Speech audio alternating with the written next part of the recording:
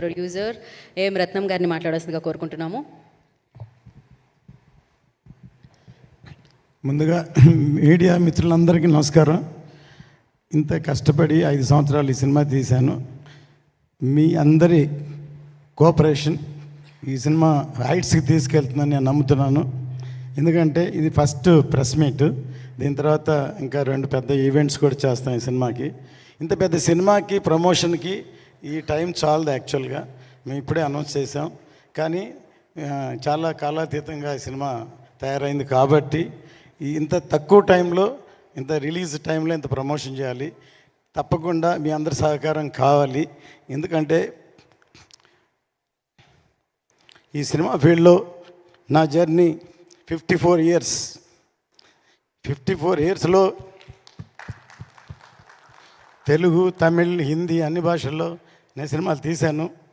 Almost 90% నా సినిమాలు అన్నీ చాలా 100% సక్సెస్ అయినాయి.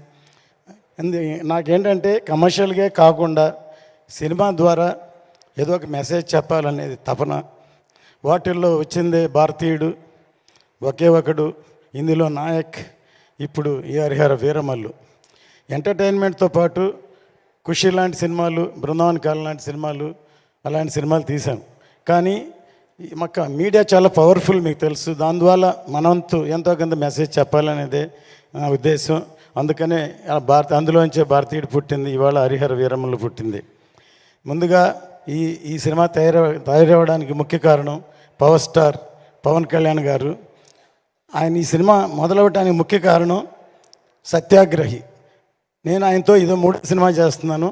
ఖుషి తర్వాత బంగారం తర్వాత ఆయన డైరెక్షన్లో సత్యాగ్రహి అనే సినిమా అనౌన్స్ చేసాము, పూజ కూడా చేసాము. సత్యాగ్రహి అంటే అందరికీ, నాకు కూడా తెలిసింది ఒట్టి సత్యాగ్రహం, గాంధీ గారి సత్యాగ్రహం. ఆయన చెప్పిన తర్వాత నాకు అర్థమైంది సత్య ఆగ్రహి. Even I'm ready to die for the justice అని ఇంత పవర్ఫుల్ ఉందని మేము ఓపెనింగ్ చేసాం. కానీ ఆయన డైరెక్ట్ చేయాలి కాబట్టి ఆయన డైరెక్షన్ చేయలేదు. అందుకని దాని వరకే రత్న గారి సినిమా చేయాలని ముందు వేదాళం అనే సినిమా నేను తమిళ్లో సూపర్ హిట్ అయింది, దాన్ని రీమేక్ చేద్దాం అనుకున్నాం.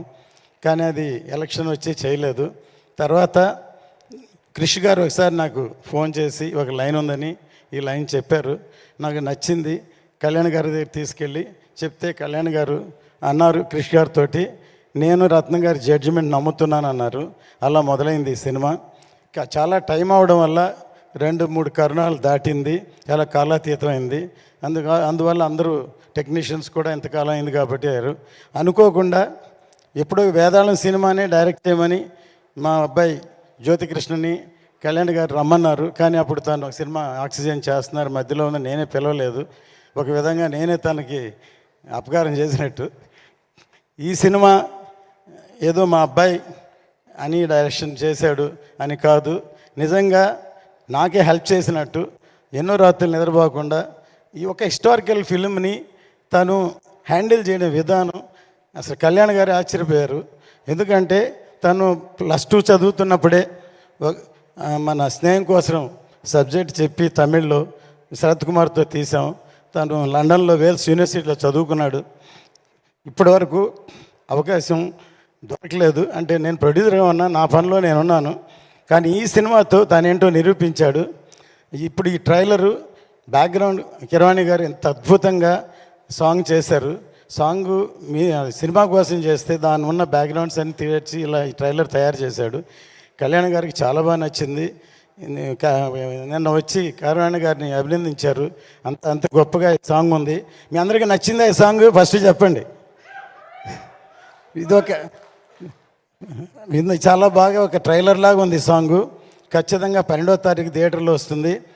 ఫస్ట్ ఖుషి టైంలో హిందీలో డబ్ చేయమని కళ్యాణ్ గారు నన్ను అడిగారు. నేను ఇది ఓన్లీ తెలుగు వరకే అని చెప్పాను. కానీ ఈ సబ్జెక్ట్ ఎందుకంటే పాన్ ఇండియా సబ్జెక్ట్ కాబట్టి అందుకని పాన్ ఇండియా అని అనౌన్స్ చేసాం. సౌత్ కంటే నార్త్కి ఎక్కువ కనెక్ట్ అవుతుందని నమ్మకం.